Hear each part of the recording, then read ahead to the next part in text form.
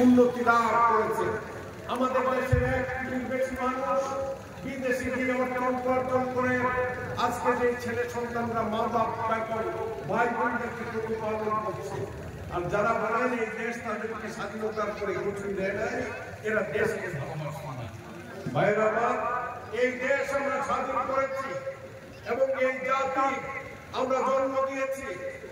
এই জাতি এবং দেশকে বাঁচিয়ে রাখার জন্য যে কোনো ষড়যন্ত্রকে মোকাবেলা করার জন্য বাংলাদেশের প্রতিটি মানুষ তার নিজ পায়ে দাঁড়িয়ে এই দেশের স্বাধীনতার সার্বভৌমত্ব রক্ষা করে।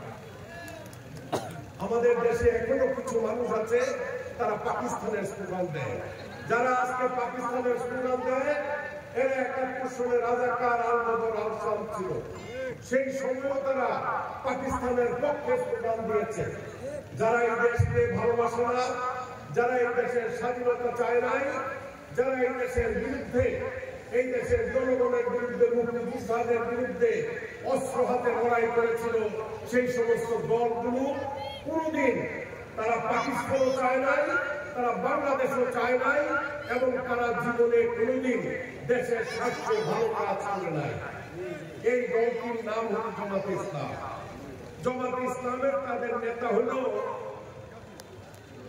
মাওলানা মওদুদী, মাওলানা আবুল আলা মওদুদী। মাওলানা আবুল আলা মওদুদীর দেশ ছিল ভারতে। তিনি পাকিস্তানের অংশে লাহোরে গেলেন।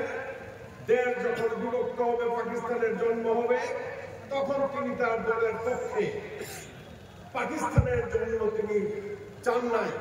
পাকিস্তান নামে একটা দেশ সৃষ্টি হোক, তিনি সেটা চান না। আবার 71-এ যখন মুক্তিযোদ্ধারা আমরা বাংলাদেশ স্বাধীন করব, তখন এই জামাতে ইসলাম একমাত্র রাজনৈতিক সংগঠন, তারা বাংলাদেশের স্বাধীনতা চায় নাই। স্বাধীনতা না চাইয়ে যদি তারা শুধু পাকিস্তানই চাইতো, সেটাও একটা কথা ছিল। কিন্তু তারা এই পাকিস্তানের পক্ষে, পাকিস্তানি হানাদারদের পক্ষে রাজাকার আল-বদর আল-শাম বাহিনী গঠন করে তারা গ্রামে গঞ্জে মা বোনদেরকে ধর্ষণ করেছে। মা বোনদের ইজ্জত নষ্ট করার জন্য পাকিস্তানিদের কাছে নিয়ে সোপর্দ করেছে এবং পাকিস্তানি হানাদারদের সাথে মিলে আমাদের মুক্তিযোদ্ধাদের বিরুদ্ধে লড়াই করেছে। এইটা হলো জামাতে ইসলামের চরিত্র।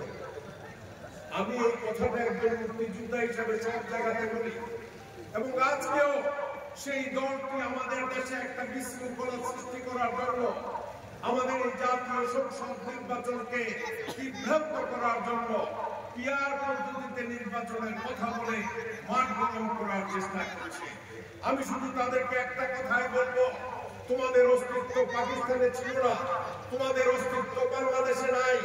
বিভিন্ন সময়ে বিভিন্ন দলের দালালি করে 2-1 এমপি হয়েছে, আমাদের সাথে মন্ত্রী হয়েছে।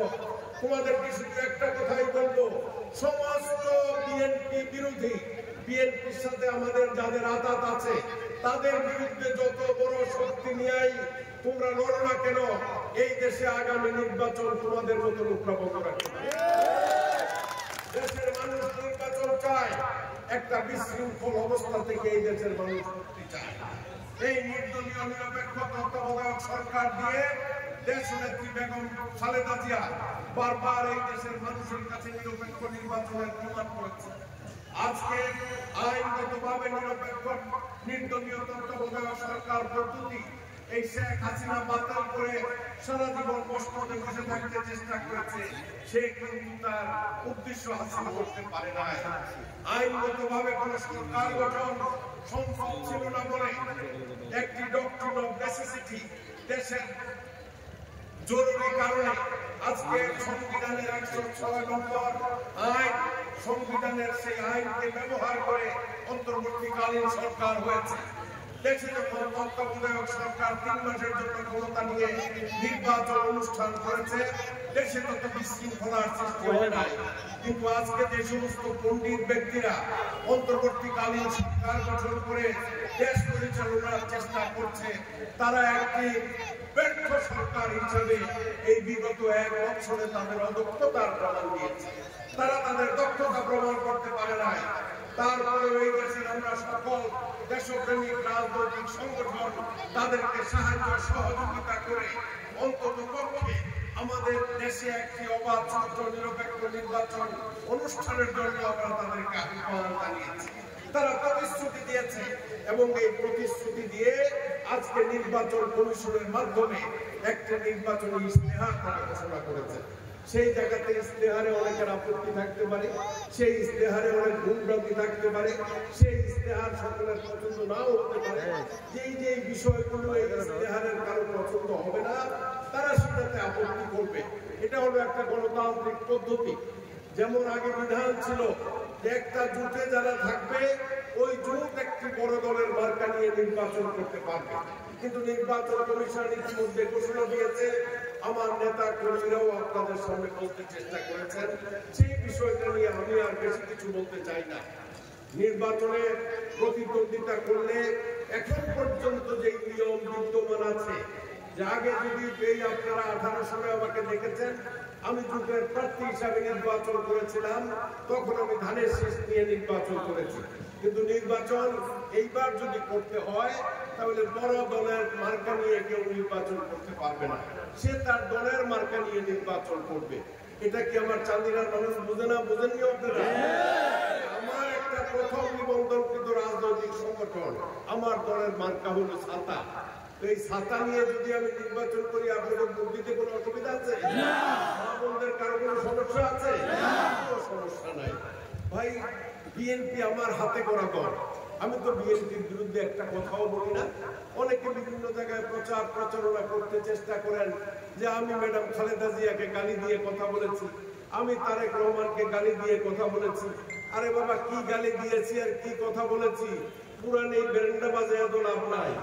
কারণ 2012 সন থেকে রেদওয়ান আহমেদের নেতৃত্বে, কর্নেল অলির নেতৃত্বে লিবারেল ডেমোক্রেটিক পার্টি 20 দলীয় জোটের সাথে ছিল এবং এখন পর্যন্ত বেগম খালেদা জিয়ার নেতৃত্বে 20 দলীয় জোটের সাথে আছে এবং আগামী নির্বাচনে 20 দলীয় জোটের সাথে মিলেই নির্বাচন করবে।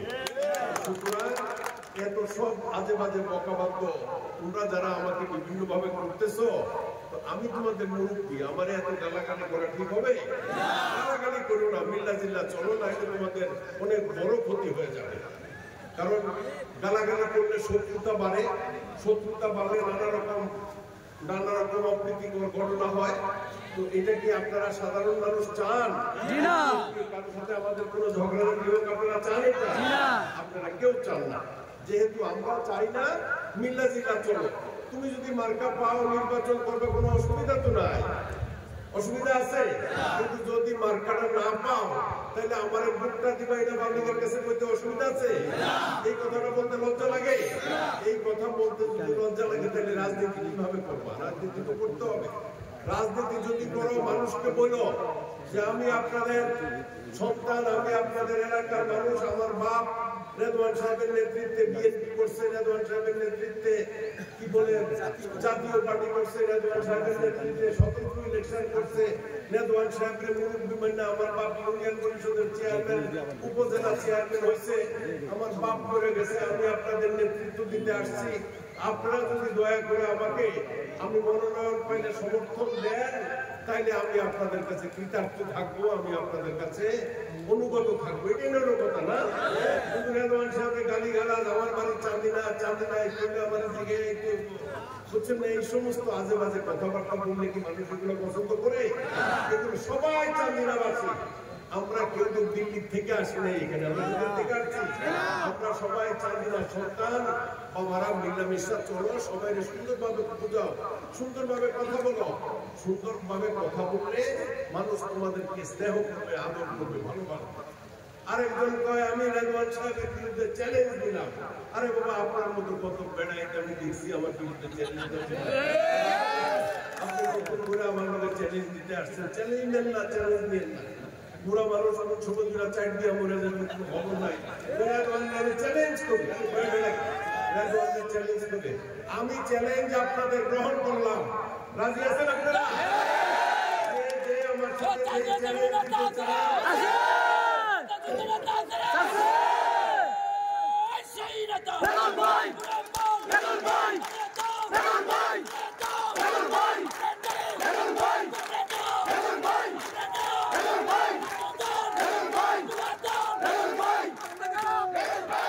যে যত যে যত বড় চ্যালেঞ্জই আমার সাথে করছে, কেউ চ্যালেঞ্জ করে কিন্তু আমার সাথে বিজয়ী হতে পারে না। কারণ এই চাঁদিনার জনগণ আমার সাথে আছে, ভাই বোনরা আমার সাথে আছে। আছেন না? আপনি একটু তুলে দেখান। আবার কেউ কেউ যাইতে বেসায় আমার পিস দিয়া দেখা জায়গা এই জায়গা না থাকো থাকো। বাকি কথা শুনে যাও, একটু পরে আমরা ইনশাআল্লাহ নেতা নির্বাচন করব। প্রিয় ভাইয়েরা আমার, আজকে দেশ দুইটা ভাগে বিভক্ত। একটা ভাগ হলো দেশনেত্রী বেগম খালেদা জিয়া এবং তারেক রহমানের পক্ষে, আরেকটা ভাগ হলো তাদের বিরুদ্ধে। যেই ভাগটা তাদের বিরুদ্ধে, এই ভাগটা চায় দেশে যাতে নির্বাচন না হয়। কিন্তু আমরা এই কয়েকজন যারা নানা